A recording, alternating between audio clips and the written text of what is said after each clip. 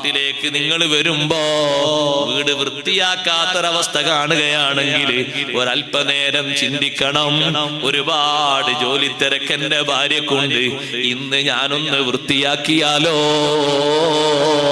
വൃത്തിയാക്കാത്തതിനവടോട് രോഷം കൊണ്ട് ചീത്ത പറഞ്ഞ് ഈ മാർബിളിന്റെയും ഗ്രാനൈറ്റിന്റെയും ഒക്കെ വില പറഞ്ഞ് അവിടെ മലിനീകരണം സൃഷ്ടിക്കുന്നതിന് പകരം ഒന്ന് വടിക്കുന്ന വടിയെടുത്തിട്ട് ആ തോർത്തെടുത്തിട്ട് ചൂലെടുത്തിട്ടൊന്ന് അടിച്ചു വാരുന്നത് സുന്നത്ത് തന്നെയാണ്.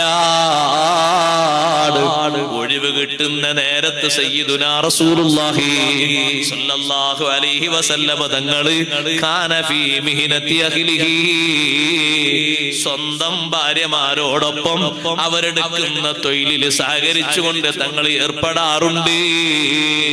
പാത്രം കഴുകിക്കൊടുക്കാറുണ്ട്, ആടുകളെ കറന്നിട്ട് പാല് കൊണ്ടുപോയി കൊടുക്കാറുണ്ട്, വസ്ത്രങ്ങൾ തുന്നിക്കൊടുക്കാറുണ്ട്. സുബ്ഹാനല്ലാഹ്. വീടിന്റെ ചില ഭാഗങ്ങളിൽ കൊണ്ടുവെക്കേണ്ട വസ്തുക്കള് അവിടേക്ക് വളരെ കൃത്യമായി മാറ്റിവെച്ചു കൊടുക്കാറുണ്ട്. ഉണങ്ങിയ വസ്ത്രങ്ങൾ ഒരു ഭാഗത്തേക്ക് അടുക്കി വെക്കാറുണ്ട്. ഒരുപാട് കാര്യങ്ങൾ തങ്ങൾ ചെയ്തു കൊടുത്തിട്ടുണ്ട്.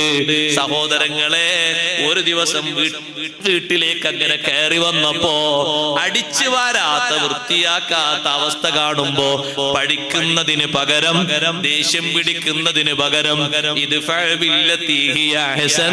ഏറ്റവും നല്ല പ്രതികരണം എങ്ങനെയാണെന്നറിയോ?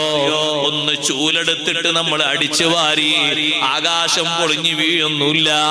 നമ്മളെ ഏതെങ്കിലും സ്റ്റാറ്റസിന് അത് മൈനസ് ആകൂല. നമ്മൾ ഈ നാട്ടിലെ വലിയൊരു കാരണവരാണെങ്കിൽ ആ ഒരു ചൂലെടുത്തുകൊണ്ട് കാരണോസ്ഥാനന്മാരും നിങ്ങളിൽ നിന്ന് തിരിച്ചു വാങ്ങൂല. നിങ്ങൾ ഏതെങ്കിലും ഒരു പ്രസിഡന്റ് ആണെങ്കിൽ ചൂലെടുത്തത് കൊണ്ട് പ്രസിഡന്റ് സ്ഥാനം വേറെ ആൾക്ക് കൊടുക്കണം എന്ന് പറയൂല. അതുകൊണ്ട് ഒരു കുറവുണ്ടാകൂല. അത് വിനയത്തിന്റെ ശൈലിയാണ്, നല്ല സംസ്കാരമാണ്. നിങ്ങളെ ഭാര്യ നിങ്ങളുടെ സ്വഭാവം കണ്ടിട്ട് പറയും, അല്ലാഹുവേ ഈ സൽസ്വഭാവമുള്ള ഭർത്താവിന് ദീർഘായുസ് കൊടുക്കണേ അല്ലാഹ്, ആഫിയത്ത് കൊടുക്കണേ അല്ലാഹ്. മനസ്സറിഞ്ഞുകൊണ്ടവരെ മനസ്സിൽ നിന്ന് വരുന്ന പ്രാർത്ഥന അതിനുത്തരമുണ്ട്. ജീവിതത്തിൽ സന്തോഷമേറെയാണ്, അതിന് പ്രതികരണ ശൈലി നന്നാക്കണം.